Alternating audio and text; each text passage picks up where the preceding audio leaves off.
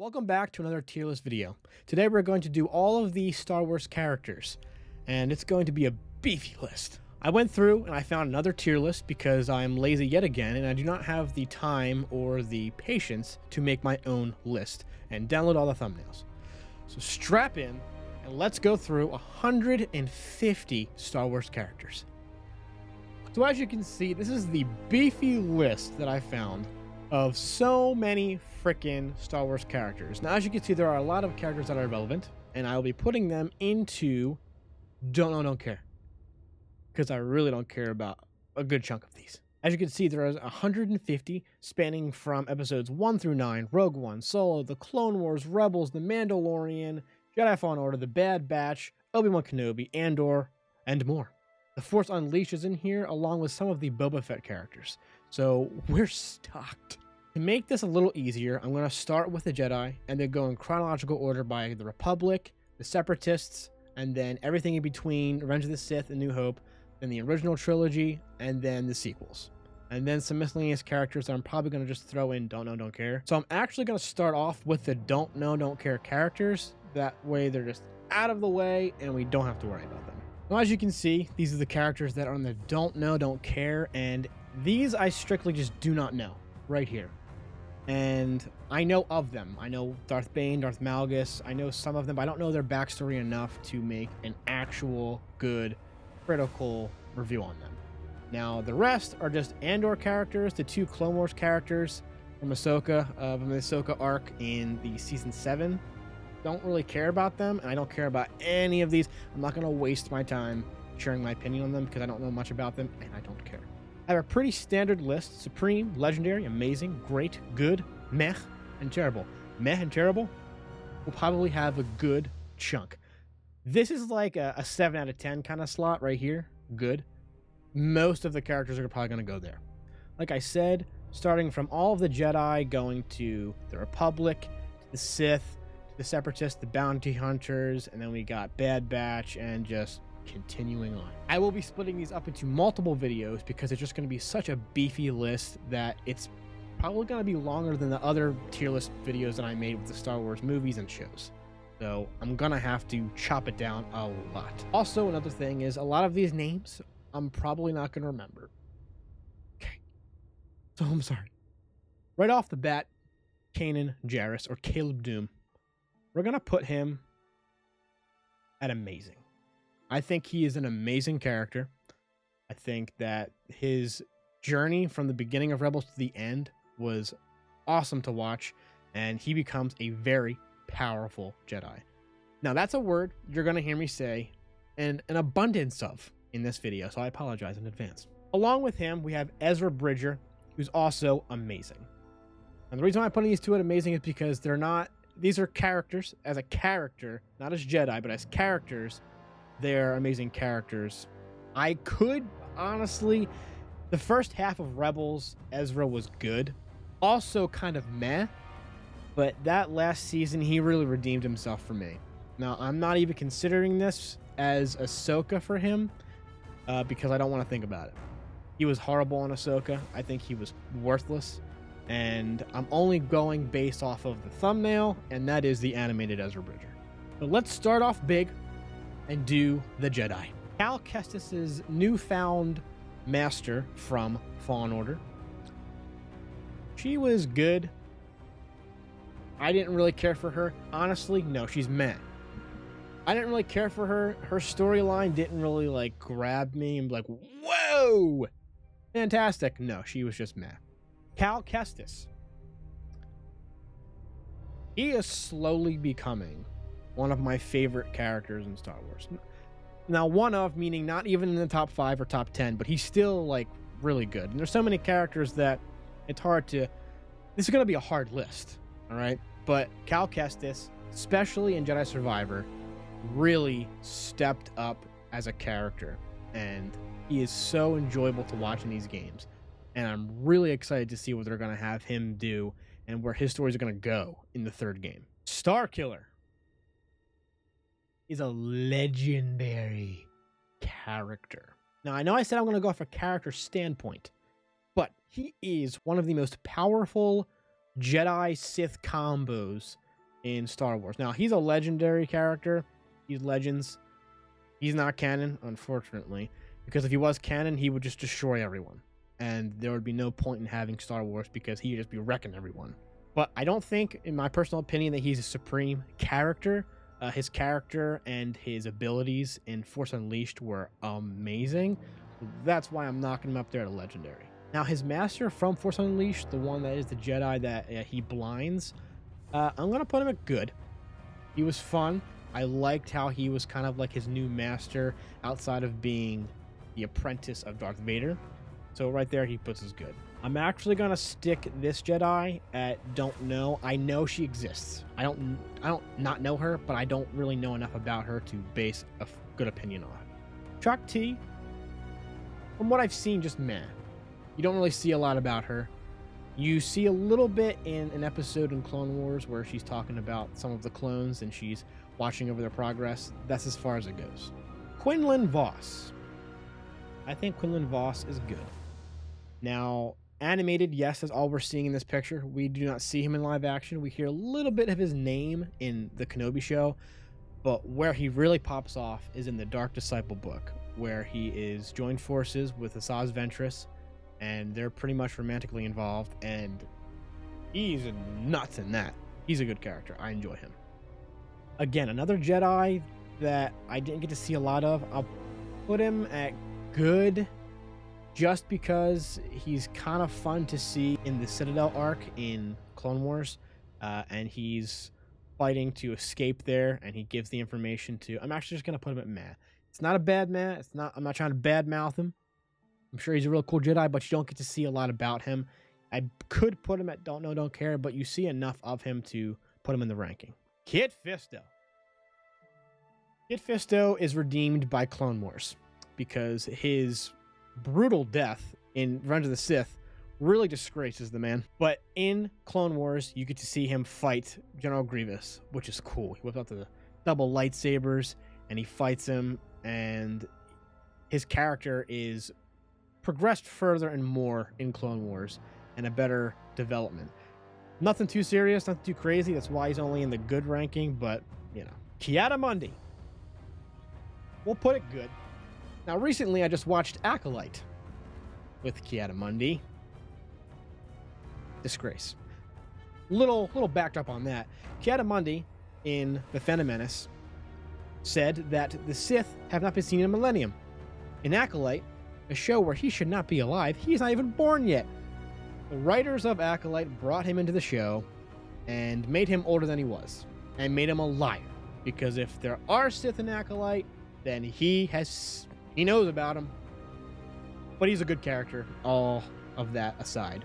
And he's cool to see along, again, in Clone Wars. And Clone Wars really brings a lot of these characters together. And they progress their character development a lot more than just seeing them in the prequels. Prequels, you don't get to see a lot about them. You see them in passing. Kit Fisto does not say one word in all of the prequels. You just see him in Attack of the Clones smiling like he is in that thumbnail. And then again in Revenge of the Sith when he gets murked. Now, I did put Grogu here, because Grogu was there in the prequels, as we saw from flashbacks, and he is pretty powerful. I'm going to put him also at good, just because we haven't seen a lot of what he can do. I mean, he can force lift creatures, and he has healing powers. That's cool, and he is fun to see in The Mandalorian, but nothing I've seen has made him... I don't think he's at the great level yet. Hopefully in the Mando movie, he does do better, but we'll see. Now, I put the Bendu here from Rebels, just because he's a Force user, and it seems like he's more good than bad, but he's not on the dark or the light side. He makes that very clear. He's great. He does some real crazy Force using in the Rebels season finale that he's in. And he's just like lighting up the sky, destroys the fleet above the planet, and it's just, he's crazy. Barriss Offee. Meh. Her character's just meh for me. I think Tales of the Empire kind of ruined her character, personally. Didn't really care for it. Didn't care where it went. And she blew up the Jedi Temple. And then we're going to make her a Jedi again. So, yeah, she's just meh for me. Master Luminara. We'll put it good. We'll also put it meh. Not a bad meh. Again, I just don't know a lot about her, but I know enough to not put her in don't know, don't care. I do care. I care about her more than I care about Barasafi, but there's an episode, I think they're called the Mind Invaders and Geonosis. That's a funny episode with her. And I mean, she's a okay character, but you don't get to see a lot about her. Now we're gonna hit real hard to the fans, and we'll see what people say about this one. Luke Skywalker from the sequels. Terrible. Absolutely terrible. He was awful. People who wrote The Last Jedi and The Rise of Skywalker, mainly The Last Jedi, destroyed Luke Skywalker. It was a smudge on that man's name. I can't believe what they did. He was going to give up his life for his father, but then he was going to come back and just murk his nephew because he saw a little bit of a dark side in him. And then he just dies from using too much of the Force. Not to mention that he just shut off the Force entirely because he made a mistake. It's like, listen, Obi-Wan also made a mistake, and he kept trucking. He protected you. Oh, man. Oh, my gosh. Yeah, they really destroyed Luke Skywalker. It was a shame. Big shame. Rey Palpatine. Terrible. Terrible. The writing on this character was poor. Her character in Force Awakens was okay. That beginning was a little forced. I mean, she earned no power that she had, apart from having the name Palpatine, which we didn't know of at that point. And she was just trashing on Kylo. Like, he had training. She did not. Then in The Last Jedi, we see more of her. It's whatever. And then Rise of Skywalker, it's okay. It's not that bad, I guess. But, I mean, those movies were just crapshoot in themselves. And then at the end of Rise of Skywalker, Rey Skywalker. No, you're not Rey Skywalker. No. No one told you could say that. Okay? No one said, hey, consider yourself a Skywalker. I don't care what you were taught by Luke and Leia or what you experienced with Ben Solo. You were not a Skywalker. And at that point, everybody in Star Wars can be Skywalkers. Just say it. Just say, hey, my name is Mace Skywalker. My name is Captain Rex Skywalker. Right? No, you can't do it. All right? But her character for me was terrible. Let's get a good one in here. Ahsoka Tano. For me, she's supreme. For me, she is supreme. I think she is a fantastic character. And her development was so well written. Dave Filoni and George did a masterpiece in the beginning of her story in the Clone Wars. She's whining. She's complaining. You don't like her. She's just like Anakin when he was a kid. And then she progresses through the Clone Wars, makes the decision to leave the Order. She pops off in a big way in Clone Wars Season 7. Then she comes into Rebels. Does a face off with her old master. And then she comes back to life by Ezra. Then she has her appearance in The Mandalorian. And then she has her big, freaking good show, Ahsoka. And she's just, oh man. She's one of my favorite characters in all of Star Wars. She is awesome. Love Ahsoka Tano. And that's another big thing. The fans are like, oh, there's not enough women in Star Wars. Ahsoka Tano's in there. She's a woman. She's fantastic. I put her at supreme. Then we have Plo Koon. I'm going to put at great. I love his fatherly vibe when he's with Ahsoka in some of the Clone Wars episodes. And I'm pretty sure he's the one that went and found Ahsoka. So without him, there is no Ahsoka. He's basically good. He's a good character, but I'm choosing to put him at great because I just got that feeling with Plo Koon. I just really like him.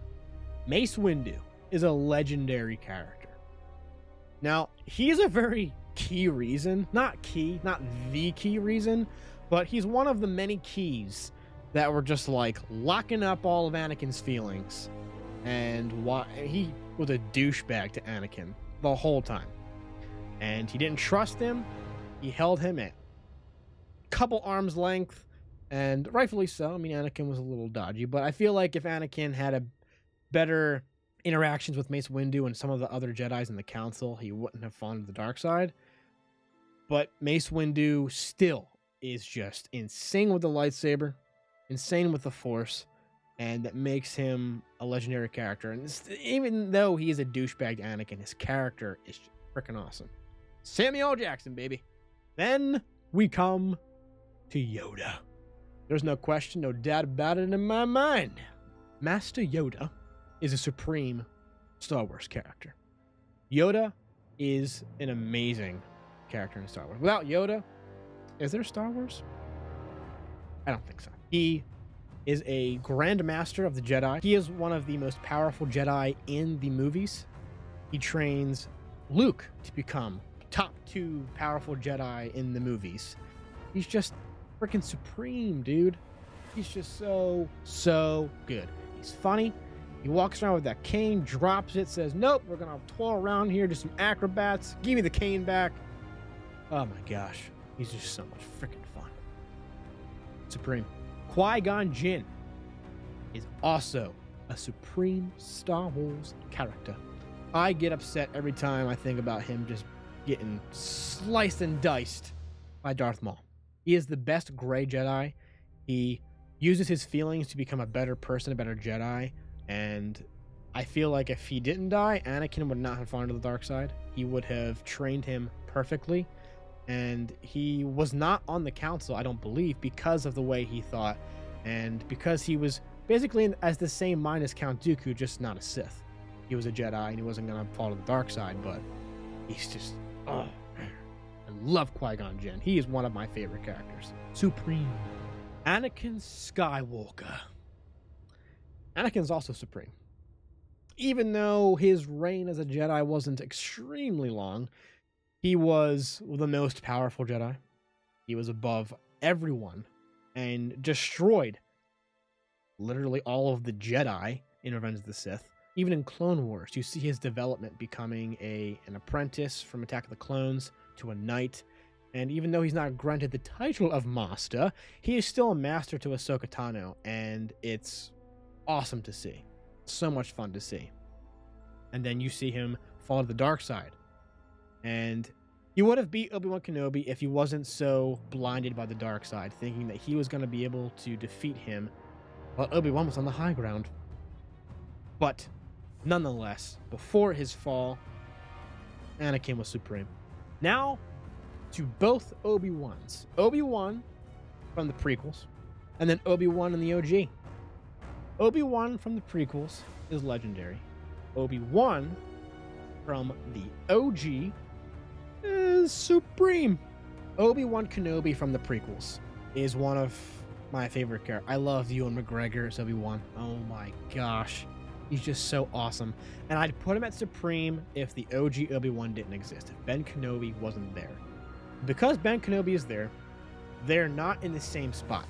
Because Obi-Wan Kenobi from the prequels was a fantastic Jedi. He wasn't the most powerful, but he was wise. But he was also foolish with the way he handled Anakin's training and the way he did things with the Jedi. And just being blinded by everything and going into the, no, you mind your feelings, all that crap. And he was a crucial part to why Anakin fell to the dark side. But apart from that, he's still a legendary character.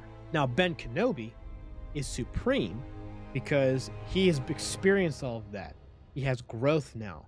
He protected Luke. He was so confident in the Force that he just went, nope, whoop, and just let Darth Vader cut him in half, fell into the cosmic force, and then used the Force as an advantage. He couldn't get killed at that point. He was already dead. He was able to take part in the training of Luke, even though it was mostly Yoda, and then give him wise words, guide him through the galaxy, seek Yoda on Dagobah. Ben, the whole thing. Oh, I love it. Ben Kenobi is a supreme Star Wars character. Absolutely love him. And Alec Guinness, man. Perfection. Then we come to the last Jedi in this list.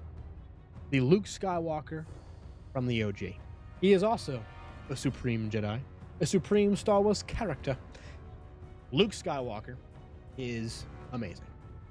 He starts off on Tatooine. He progresses. He destroys the Death Star, not Anakin. Anakin does not destroy the Death Star. Luke Skywalker does. So he destroys the Death Star. And then he goes on and he meets his father in Empire Strikes Back. He trains on Dagobah with Yoda. He becomes somewhat of a Jedi. Gets his booty handed to him by his father. And then he comes back in Return of the Jedi. A Jedi Knight. Fights his father again. He's wise. He's more of a Jedi than he's ever been. His whole demeanor has changed. And he defeats his father. And he does not kill him. He does not give him to the dark side. And he's about to die for his father. His character development is one of the best in Star Wars. Just like Anakin into Darth Vader and then into Anakin again. It is such a good character development. And Luke Skywalker belongs nowhere else than Supreme. If anybody has anything to say about that, I don't know, leave it in the comments. Let me know what you think. And that is a wrap on the Jedi of Star Wars. This is my tier list of the Jedi Star Wars characters. And let me know what you think. Thank you for watching, and I'll catch you next time.